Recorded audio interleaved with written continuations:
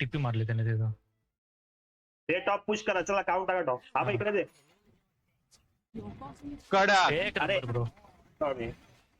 कडक. बस काय नाही कोण आहे चल तू. वीवर? स्नायपर इकडे आहे बे, कुठे, कुठे? इथे स्नायपर इथे.